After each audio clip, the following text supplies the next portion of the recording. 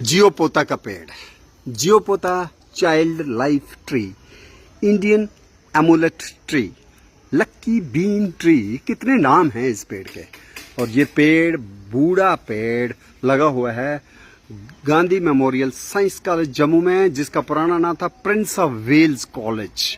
और जैसा कि आपको याद ही होगा, प्रिंस ऑफ वेल्स ने इस जम्मू के इस ऐतिहासिक महाविद्यालय को विजिट किया था 1905 में, और तब डोगरा शासकों ने उसके आगमन पर जो पौधारोपण किया था उसमें एक विशेष पौधा ये था जियोपोता का। और ये इतना बूढ़ा हो चुका है कि 1905 में लगा हुआ पेड़ अब ये 100 साल से भी 10-15 साल ऊपर हो गए हैं इस बूढ़े पेड़ को, लेकिन अभी भी हरा भरा पेड़ है। ये साइंस कॉलेज के केमिस्ट्री ब्लॉक के बिल्कुल सामने लगा हुआ है, लेकिन काफ़ी बूढ़ा हो गया है। और इसके नीचे थोड़ा बहुत जो निर्माण कार्य भी चल रहा है, तो जब निर्माण होता है कहीं ना कहीं पेड़ का भी थोड़ा ह्रास हो जाता है। और देखिए बूढ़ा पेड़, बीच में शाख भी टूटी हुई है, लेकिन अभी भी अगर इसका देख रेख किया जाए तो मुझे लगता है अभी शायद 20-25 साल और ये जीवित रहे।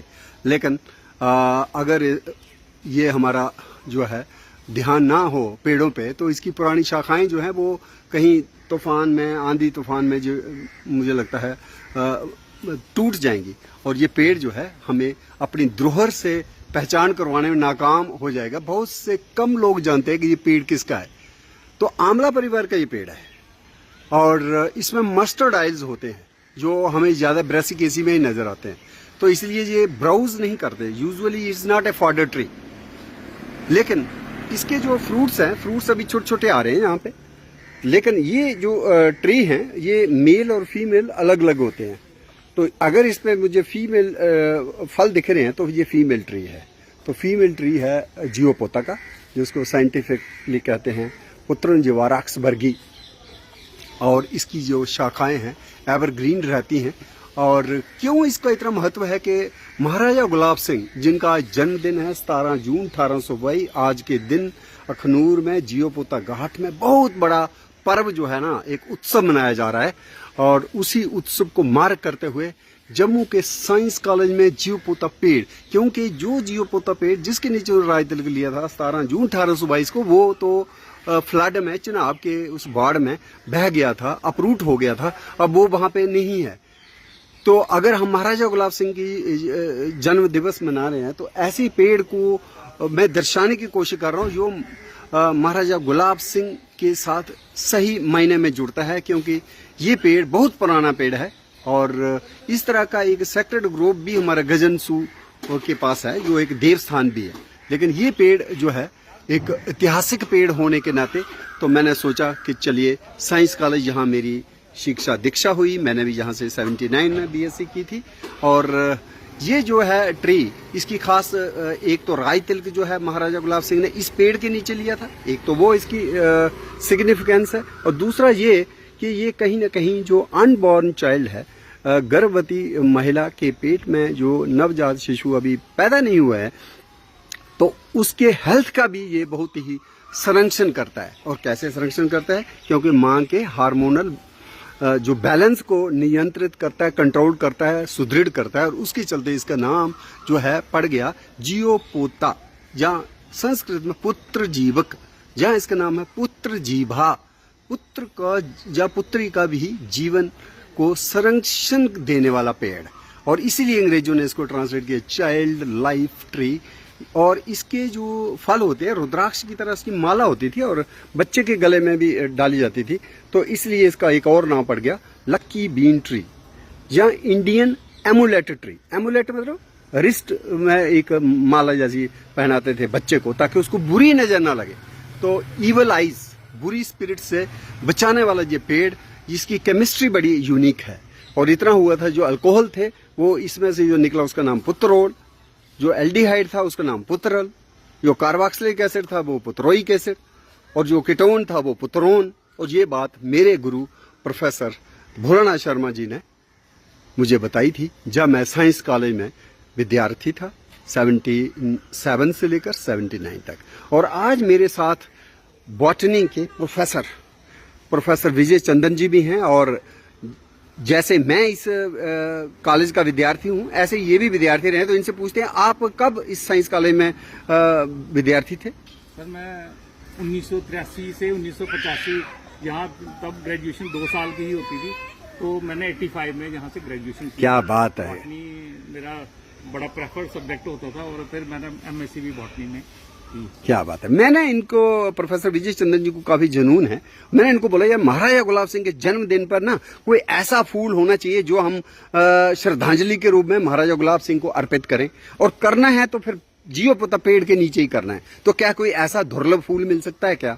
तो ये देवक से जो रजौरी जिले में है, वहां से एक फूल आए हैं। थोड़ी सी इनसे बात करते हैं, ये कौन सा फूल लेके आए हैं जम्मू के साइंस कॉलेज में, और आज महाराजा गुलाब सिंह का हम जन्मदिन मना रहे हैं। 17 जून 1822 को उन्होंने राज तिलक लिया था, और उस राज तिलक की जन्मदिन नहीं, गलती होगी मेरे से, जन्मदिन नहीं बल्कि उनके राज तिलक का हम जो सम्मान दिवस मना रहे हैं। तो बताएं ये कौन सा फूल लाए आप? सर ये हमारे आजकल, क्योंकि पहली जब बारिश होती है तो तब जो हमारे मिडोज हैं, जहाँ हमें खेत हैं, उन खेतों में एक खास किस्म का फूल जो है ये निकलता है, जिसकी हम पहले सब्जी बनाते थे। बड़े लार्ज क्वांटिटी में निकलता था, लेकिन आज बड़ा कम हो गया है, और ग्रेजिंग, क्योंकि ग्रेजिंग बहुत ज्यादा है तो उसकी वजह से ये बड़े कम निकल रहे हैं। तो इसको खाने में इस्तेमाल करते हैं? इसको हम खाने में इस्तेमाल करते थे सर, इसकी सब्जी बनाते थे। अच्छा। और मैंने लास्ट ईयर सब्जी बनाई इसकी, लेकिन इस बार अभी उतने नहीं मिले, लेकिन जो मिल पाए मैं आज लाया हूँ। तो काफी ब्यूटीफुल लग रहे हैं, और इसके बारे में तो उतना नॉलेज नहीं रखते हैं, लेकिन मैंने सब्जी खाई हुई है इसकी। हम पतरोड़ा बनाते थे, उसको कूट के कुंडे में कूट। आप अपनी भाषा में इसको क्या कहते हैं? सर इसको तो हम अगलमश कहते हैं। अंगलमश? हाँ, अगलमश या अगलमश। तो ये काफी ब्यूटीफुल होता है, लेकिन क्योंकि निकलता है दूसरे दिन मुरझा जाता है। अगलमच। तो ये जो फूल है बेसिकली ये जंगली हल्दी है, तो इसको अरण्य हरिद्रा भी कहते हैं, वन हल्दी भी कहते हैं, कुछ लोग वन कचरी भी कहते हैं, वन कचूरी भी कहते हैं। और ये जो है बिल्कुल हल्दी, वही हल्दी जो हमारी रसोई में दादी नानी जब कोई जख्म हो जाता था उसके ऊपर उसका जो हल्दी है लगाती थी, या फिर हल्दी हमारे सब्जियों में पड़ता है। हल्दी जो है एंटी कैंसरस है। इतना ही नहीं, शादी विवाह में जो बुटना बनता है उसमें भी हल्दी होती है, क्योंकि त्वचा का निखार करता है, जो सौंदर्य को बढ़ाता है। ऐसा ये कॉस्मेटिक इसका यूज है। लेकिन हल्दी की भारत में 40-50 स्पीशीज हैं, प्रजातियां हैं, और उन प्रजातियों में जो ज्यादा काम किया है doctor N Shashidharan, south India के हैं। उनको इस हल्दी की जो कर्क्यूमा की स्पीशीज हैं उसकी टेक्सोनॉमी में बहुत महारत हासिल है, और उनका एक नाम है, और उन्होंने बहुत सी नई स्पीशीज भी खोजी हुई हैं जो एंडेमिक हैं टू साउथ इंडिया या वेस्टर्न घाट्स। और इसी तरह से एक और हैं, उनका जो है त्रिपाठी जी हैं, उनका नाम है सुनील त्रिपाठी, डॉक्टर सुनील त्रिपाठी, और उन्होंने मेघालय से गारो खासी हिल से एक कर्क्यूमा जंगली हल्दी की स्पीशीज निकाली है, अभी हाल में ही निकाली है, बिल्कुल नई स्पीशीज। और उनके गुरु हैं, एक टॉक्सोनोमिस्ट हैं, डॉक्टर वेद प्रकाश। और प्रकाश चूंकि मेरा नाम भी ओम प्रकाश है, तो प्रकाश से मेरी एक अलग उनसे संबंध बन रहा उस स्पीशीज से। उस स्पीशीज का नाम after in honour of doctor Ved Prakash है, जो कि सुनील त्रिपाठी जी ने उसका नाम दिया, और उसका नाम है कर्क्यूमा प्रकाशी। तो कर्क्यूमा प्रकाशी के साथ साथ साउथ इंडिया में सीडो मॉन्टाना भी है। और ये जो स्पीशीज है जो हमारे विजय चंदन जी देवक गांव से लाए हैं, और देवक गांव सुंदरबनी तहसील में पड़ता है और रजौरी डिस्ट्रिक्ट में पड़ता है। लेकिन मुझे याद आता है मेरे बचपन में ये रामनगर के ग्रॉसलैंड्स में भी उगता था, और जो ही ये मानसून की पहली बारिश होती है तो ये जमीन से निकल आता है, क्योंकि इसके नीचे कंद होता है। कंद क्या है? एक किस्म का प्रकंद होता है, गंडी होती है जिसको राइजोम बोला जाता है। और वो राइजोम जो है वो डार्मेंट रहती है नवंबर दिसंबर में, तब कुछ लोग हार्वेस्ट भी करते हैं, और फिर ये पहली बारिश के साथ मई जून में इसकी फ्लावरिंग आती है। और इसकी जो प्रकंद है ना वो थोड़ी सी खुशबूदार है, सुगंधित है, इसलिए इस स्पीशीज का नाम है कर्क्यूमा एरोमेटिका। और कर्क्यूमा एरोमेटिका जो है हिमाचल प्रदेश में भी उगती है, जिस तरह से हमारे जम्मू की पहाड़ियों में, इसी तरह से हिमाचल की पहाड़ियों में। और वहां पे इंस्टीट्यूट है, institute of Himalayan bioresource technology, IHBT Palampur, और उन्होंने इस स्पीशीज के ऊपर बड़ा ही गहन अध्ययन करके शोध करके एक उन्होंने नई वैरायटी विकसित की है जिसका नाम है उन्हें हिम हल्दी। हिम बर्फ को इंगित करता है और इसका एक कल्टीवेशन में भी उन्होंने कल्टीवार निकाला है और उसकी जो केमिस्ट्री को भी स्टडी किया है और उनका कहना है जिसके कॉस्मेटिक यूजेस हैं, मेडिसिनल यूजेस हैं, रेस्पिरेटरी ट्रबल्स में ये यूजफुल है और ये जो है anti cancer, anti tumour, anti bacterial और सबसे बड़ी बात एंटी फंगल भी है। ये हल्दी के साथ भारतीय संस्कृति बहुत ही मतलब जुड़ी हुई है और इसके बिना हम कल्पना भी नहीं कर सकते अपने शादी विवाह के या कॉस्मेटिक्स के कई किस्म के जो प्रोडक्ट्स हैं उनमें भी कंद प्रकंद डाले होते हैं हल्दी के। तो हल्दी जो हम कल्टीवेट करते हैं ना वो तो करक्यूमा लांगा है, लेकिन एक आमा हल्दी होती है, करक्यूमा अमाडा होता है। ऐसे एक काली हल्दी होती है वो जो है करक्यूमा कीजिया है और एक नैरो लीव्ड करक्यूमा होती है जैसे करक्यूमा अंगस्टिफोलिया है, वो भी मध्य प्रदेश और उत्तर प्रदेश में और महाराष्ट्र में मिलती है। लेकिन ये करक्यूमा एरोमेटिका वेस्टर्न घाट्स में भी मिलती है, हिमाचल में भी मिलती है, उत्तराखंड में भी मिलती है और जम्मू में भी मिलती है। और अगलमच इन्होंने डोगरी नाम बताया, लेकिन मुझे याद आता है बचपन में मेरे रामनगर की पहाड़ियों में इसका नाम था दबड़ मच।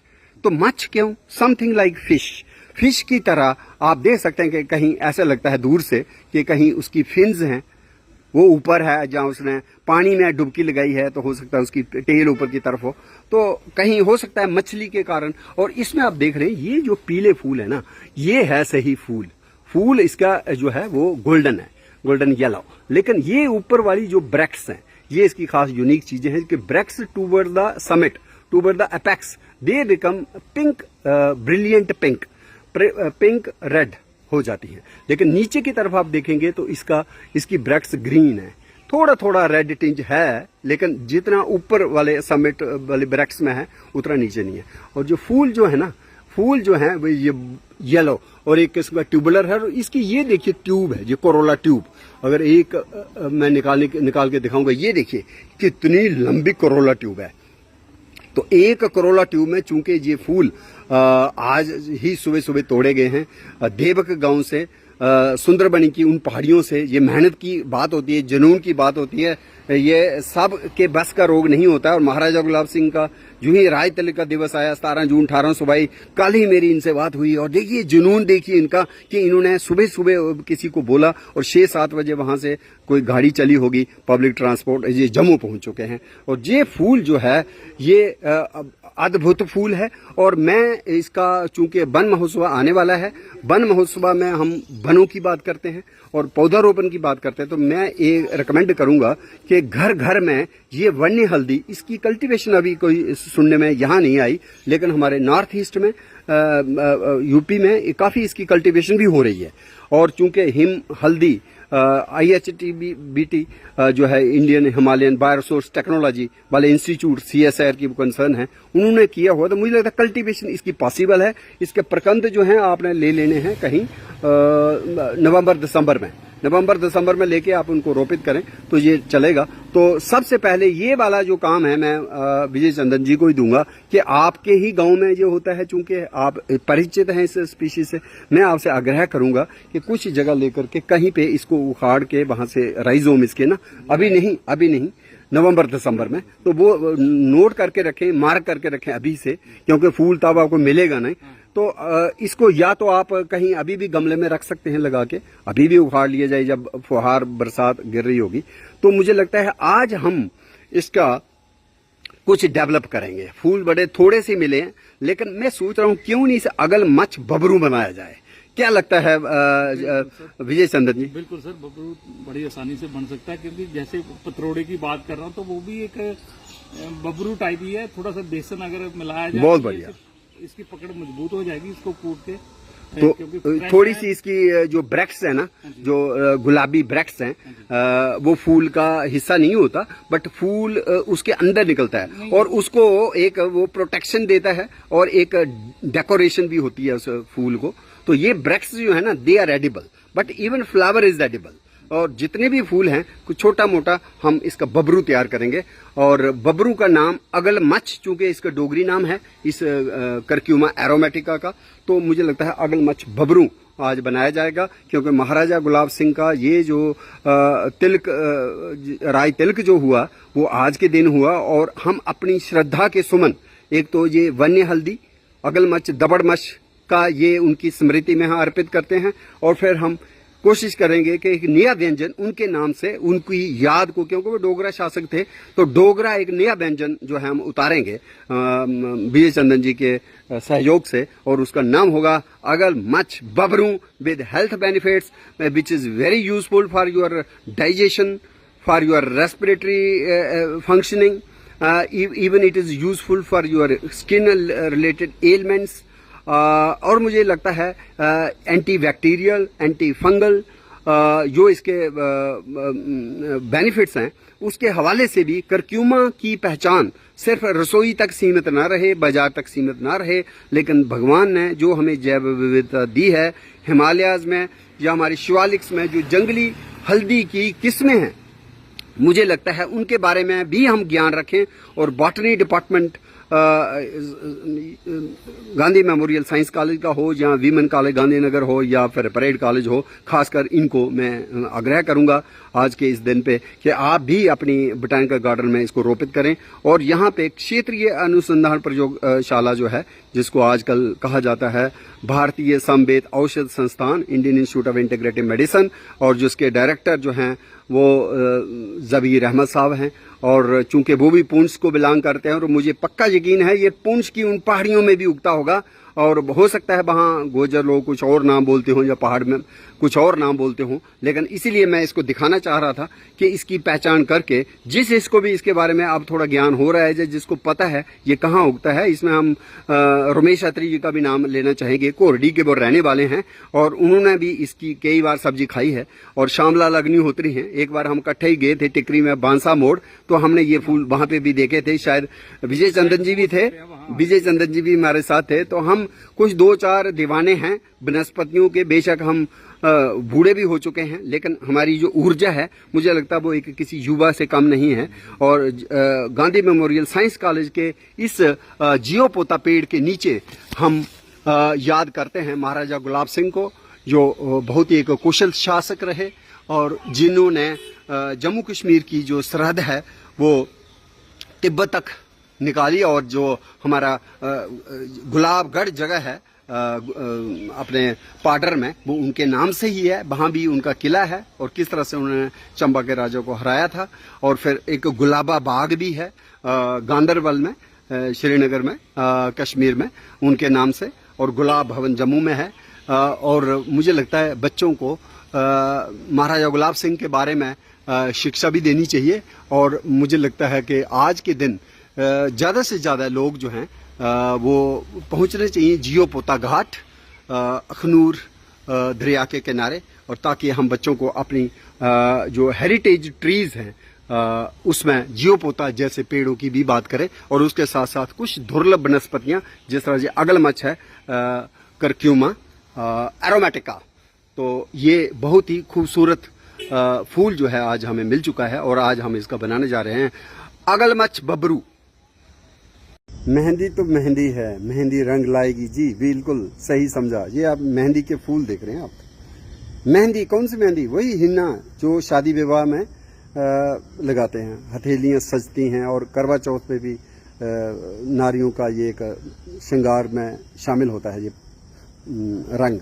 और ये रंग जो है पत्तियों से बनता है, और पत्तियां आप देखिए आयताकार हैं, एलिप्टिकल हैं, और एक जगह से 2-2 पत्तियां निकली हुई हैं, अपोजिट जिनको आप कहते हैं मेरे ख्याल में। देखिए प्रोफेसर विजय चंदन जी कंफर्म करना, अपोजिट ही है ना? बिल्कुल, सब अपोजिट भी हो सकती हैं, बट नहीं अपोजिट है, अपोजिट है ना?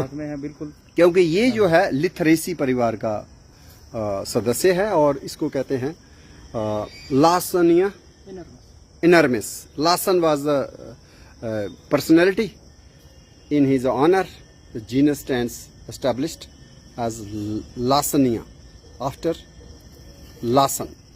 So inermis, and leaves are powdered and used as henna or mehendi But in Jammu Hills, we have another plant which is called balsam, impatiens balsamina. Usually, locals during monsoon season crush the stem and leaves along with the anardana seeds, and they take that as a mehndi. But this particular plant, although this is not Indian plant, this is a plant native to Mediterranean region, but it stands cultivated, and we have lot of its cultivation in Rajasthan, and even the Rajasthan ladies are very artistic in making designs of henna or mehndi on the occasion of Karwa Chauth or marriage ceremony.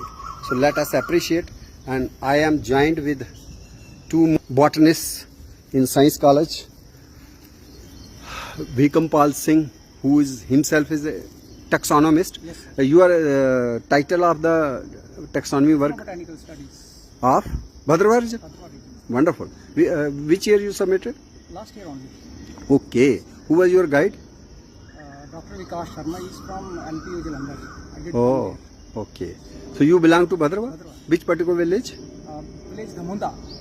Village Dhamunda. Dhamunda. Okay. So this is Lawsonia inermis. तो आपने इसको देखा था पहले कि आज आपकी नजर में आज ही आए इसके? देखा था और आई वाज नॉट नोइंग कि ये वो प्लांट है. तो अच्छा. अभी आपने तो चलो बेनिफिट हो गया हमारी विजिट का. तो हमारे साथ एक और दीवाने हैं, प्रोफेसर विजय चंदन, और आप इसके बारे में क्या कहना चाहते हैं? इस प्लांट को देखे हुए मैंने मतलब बचपन में देखा हुआ है, क्योंकि मेरी दादी जो है वो क्योंकि उस समय ये कलर वगैरह जहाँ कहीं नहीं मिलते थे, तो वो इस पत्तियां तोड़ तोड़ के लाती थी और कूटती थी और कहती थी मेहंदी की पत्तियां लाई हैं.